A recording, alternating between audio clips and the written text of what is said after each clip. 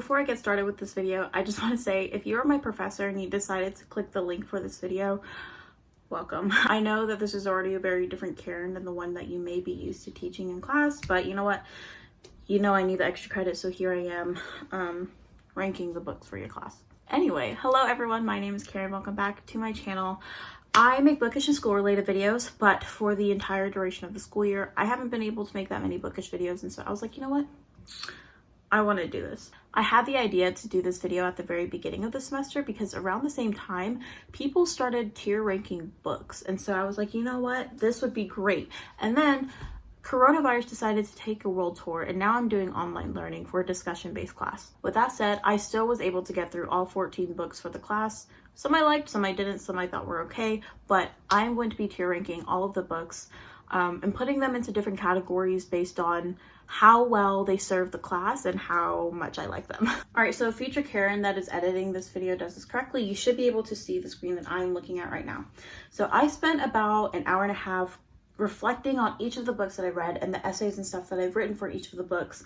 And I went through and wrote some notes for each of these books. Let me explain the categories that I have. So our first category, we have excellent tier, meaning I would be so upset if my professor decided to take these books off of the syllabus. These books served really well for the class. I was able to learn a lot about women in different societies and about culture and a little bit about the political event that's taking place. Also, some of the books in the excellent category may or may not have made me cry like a baby. Then we have good tier, meaning the book served well for the class, but it didn't make me cry and I wasn't as compelled to do something at the end of the book. But then again, it served well for the class. It did its job. Next, we have the okay tier, meaning it did its part for the class, but there's probably a better book out there. It should or can be replaced depending on the book that I will be talking about. And then lastly, we just have nope, meaning I don't think the book served well for the class. I didn't really like it. And also maybe the book needs to be replaced either with a different country or with a different book in that same category. I'm just going to go in order of the books that I had to read for the class. And the very first book is Nectar and Save. I read this book in the very beginning of February, and this is the very first book that we discussed in class. Also, I need to mention, I do not like discussion-based classes, and so this class really challenged me to step out of my comfort zone. I notice I do a lot better in history classes that are lecture-based as well as project and exam-based rather than discussion-based. This is why I'm doing the extra credit assignment. Before I mention what I rated this book on Goodreads, just know Goodreads is such an arbitrary system. It's not one that you should 100% trust, but also it's a good way for me to keep track of the books. And I rated this book 4 out of 5 stars. I think this was a really great introductory book for the class. It was nice and short. We had a really good discussion coming out of it. A little hectic of a discussion, if I'm being honest, but this book really did help me expand upon my perspectives of childhood inequalities in different countries, colonialism. I really did enjoy this first book, so I'm going to put this in the good tier. Boop. A lot of the books that I read for the class were on my iPad because I found free PDF versions of these books. So the next book on the syllabus is The Joy Luck Club, and I gave this book 5 out of 5 stars. I don't know, personally for me, I was able to empathize with the characters in this book, and I really did see a lot of myself in the daughters and my mother in the mothers in this book. I think this was a really great book in terms of helping students understand the relationship between East Asian immigrant mothers and their American daughters. However, I will say, because this is more of a fictional book based on the mother's experiences with the Chinese Cultural Revolution and then their relationships with their daughters many years later, I would have liked to read this book halfway through the semester rather than at the very beginning. Because I love this book so much, I think everyone should read it. It really does add to that understanding of Asian immigrants and their children, and you're placing this in the excellent tier. It did make me cry, both the movie and the book. Next, we have Feather in the Storm by Emily Wu. This is what it looks like. I gave this book a 4 out of 5 stars on Goodreads. This was the first book that we read from a child's perspective, and I think that really added to me becoming more of a empathetic reader. This added a little bit more to my knowledge of the Chinese Cultural Revolution. We also had a really good discussion about that in class when we were on campus. Also, I will say, as someone who is 75% Asian, I understand that in the Asian culture, you do not talk about things that are traumatizing. You don't open up about things. And we had a really great discussion about that whole idea and why books like these are all important, and why authors decide to tell their story when they do so many years later. I think after 2 weeks of reading back-to-back adult perspectives, I think this was placed really well at the 3rd week and tied in really well with all of the books that we've already read so far. I'm gonna put this book in the good tier. The next book that we have is When Broken Glass Floats. Y'all, I gave this book a 5 out of 5 stars on Goodreads.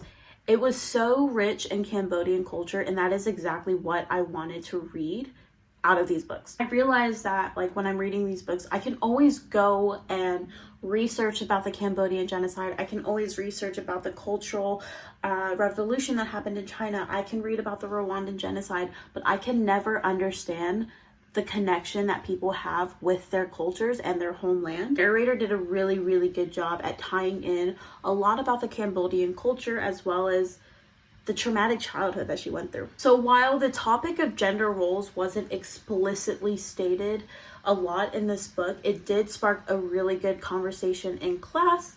And I think when that happens, that's how you know this book deserves to be in the excellent tier. Excellent. So adding to the topic of gender roles in this book, there's this quote that I wanted to share where the author's talking about her father. Quote goes, "A woman isn't just married to her husband, but to his whole family. But Pa didn't see it that way.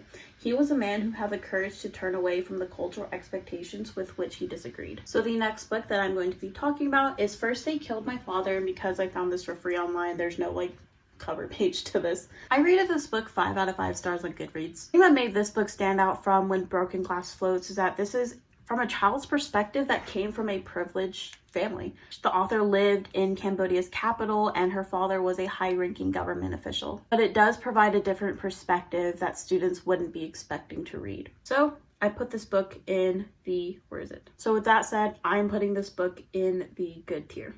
Okay, so then, okay, so the next book is The Road of Lost Innocence. This is what the cover looks like. So I don't even know like where to begin with my thoughts with this book. I think that this book broke me, but after I read the book, I learned that there were some parts of the book that were made up. The author started her own foundation and she did all this work, but years after the book was published, someone found out that some parts were not so true. I think this caused her to step down from her position. I don't know what she's up to now. I don't know. I don't know where my thoughts are with this. I still struggle to this day with the question of, does it really matter if she made up any part of the book? This sparked a really good debate in the class, and people were like, it doesn't matter because she still got a lot of work done. She still brought a lot of attention to the situation. I don't know where I stand on this situation, and I think that's okay because I want to go and read more books in which it's marketed as nonfiction, but then later people find out that it's not really real. I appreciated that this book was at the end of the timeline in terms of the Cambodian genocide and that it took on a whole different monster that came out of the genocide, aka human trafficking in Cambodia. All right, so this book is going to go into good tier, and the only reason why I say that is because out of all the books that I've read for this class, I feel like this book had the most call to action.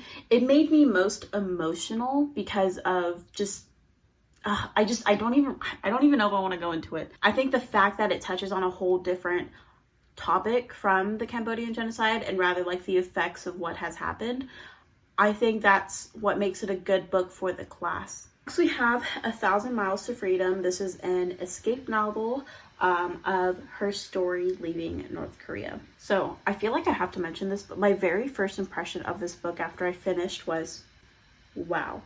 The author is so lucky. I feel like I can count all of the times in which her and her family just happened to meet the right people at the right time. I hate the idea of comparing one person's struggle to the other, but it's just a completely different escape story. At this point in the semester, when I was reading this book, I was already used to the very gruesome experiences that I was reading about. So I was expecting some pretty harsh things, especially since the world is shut out from North Korea. We barely know what's going on within these borders until we get stories like these. I think the author really brushed on topics at the very surface level of things. She mentioned that there were American Protestant missionaries helping people escape from North Korea. I I want to know more about that. I don't think this book served me well in terms of understanding women's role in North Korea or even in the culture. Now I do have somewhat of an understanding of what life within those borders are like. For the class, this is a great introductory book to North Korea, but it isn't one that I would want to keep for the North Korean category. Again, it brushed over very surface level details on certain topics that students in this class would probably love to learn more about and to go into. So I'm going to put this book in the okay tier. I'm putting this book in the okay tier mainly because it did its part for the class, but I think there are other better North Korean escape narratives to choose from. Next we have In Order to Live by Yeonmi Park. I gave this book a 5 out of 5 stars.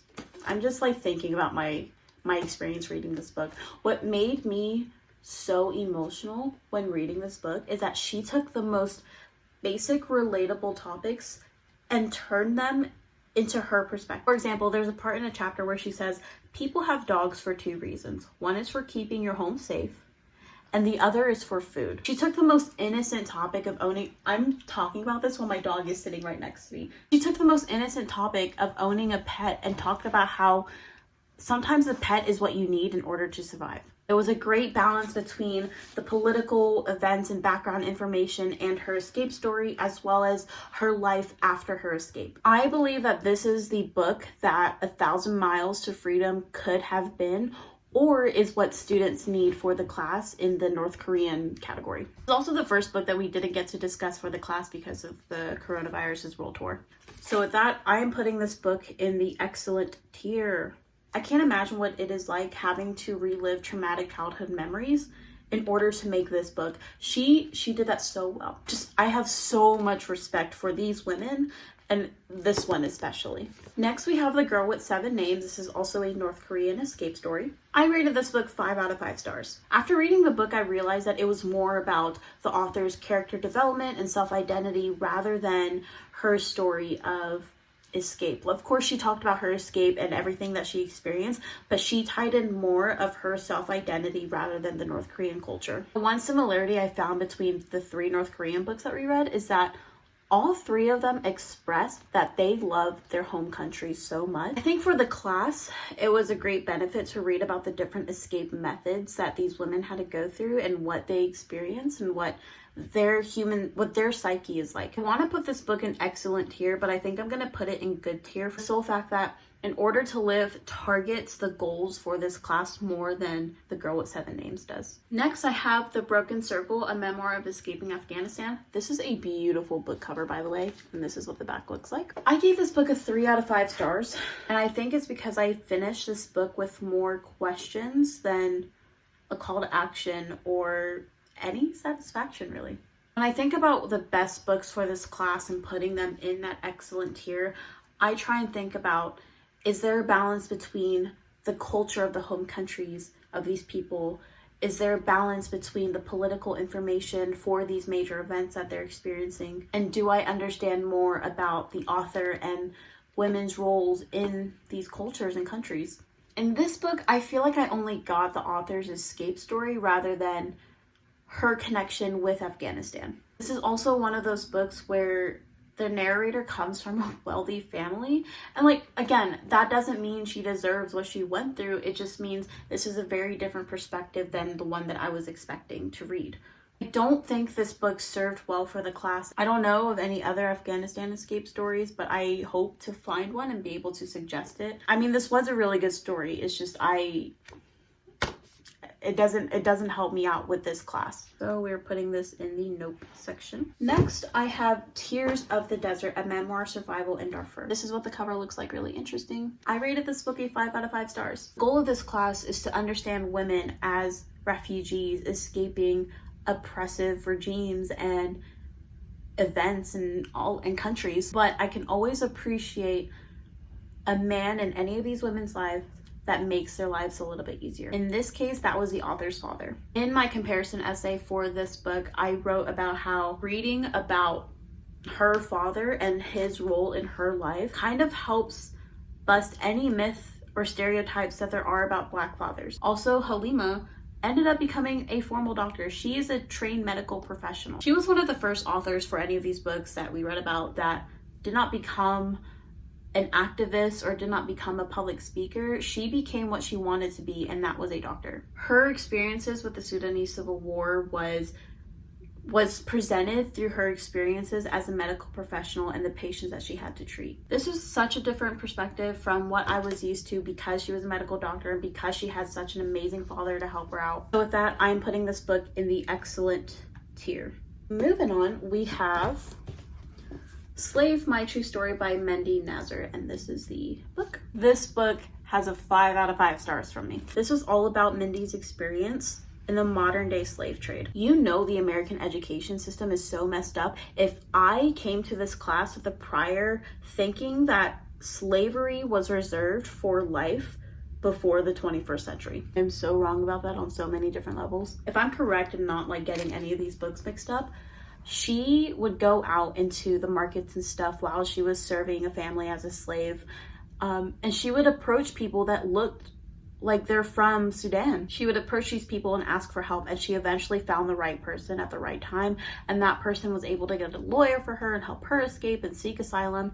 I don't know, this was also just a very different escape method. So I'm going to put this book in the excellent tier, and I will say I would love to see Tears of the Desert and Slave stay on the syllabus and paired in the same week like how it was for us, mainly because they both brought very unique and different perspectives compared to what we've read so far. Now I have The Girl Who Smelled Beads, and this is also another really pretty book cover as well. I gave this book 4 stars, and I will say, I know I keep saying that each of these books are different perspectives and such from what we read so far, but this is really different. Clementine goes back and forth between her experiences of escaping Rwanda with her older sister and then life post-escape in America. This wasn't my personal favorite book. Oh my god, you can also really sense the anger that she has when she is surrounded by privileged white American folks in her class. After reading this book, I realized I don't remember much about the Rwandan culture,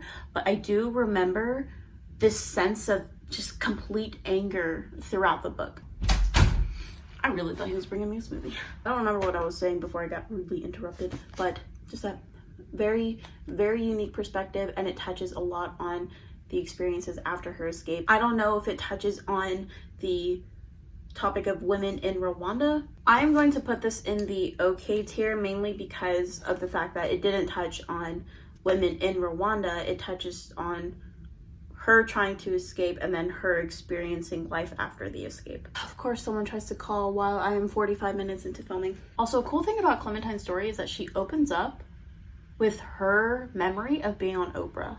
Like, her and Oprah are friends. Like, that's crazy. So if any of my classmates are watching this video, or if my professor just still happens to be clicked on this video, I may get a little heat on this one. So the last book that we had to read was The Last Girl by Nadia Murad. If the Goodreads star rating system had half stars, I would give this book a 2.5 stars, but on Goodreads I gave it a 3 star. I don't know if it's the fact that I am just really tired of reading back-to-back nonfiction, or the fact that I have been reading 12 weeks of non-stop gruesome, terrifyingly sad, depressing books. Also, at the very beginning of the semester, when we were in class discussing these books, my classmates were raving about this book and how it is so empowering, and it should be like the summer book that freshmen read as a requirement before starting college at Converse. I would say no. I think they're better off reading something like In Order to Live, or even The Girl Who Smelled Beads. The synopsis of this book ends with,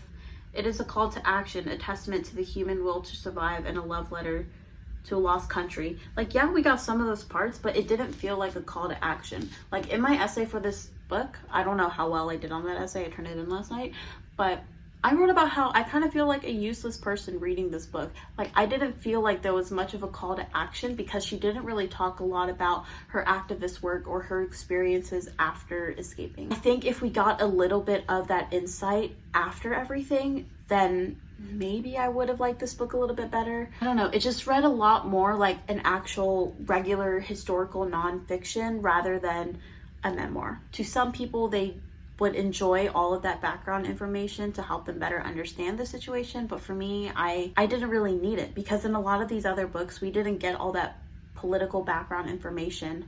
But we got a lot of that in this. For the class, I think I'm going to put this in the okay tier.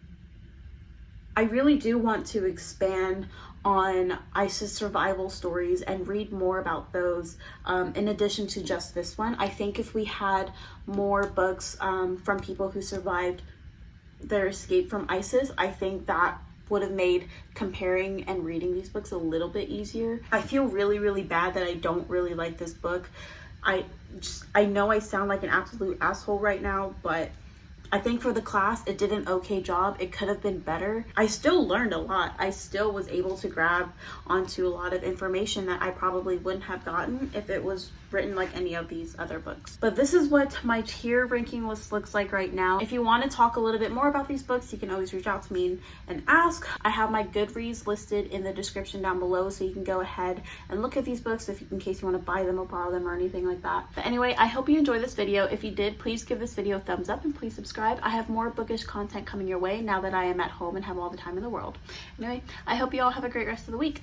Bye everyone. Also, if you're my professor, please give me the extra credit.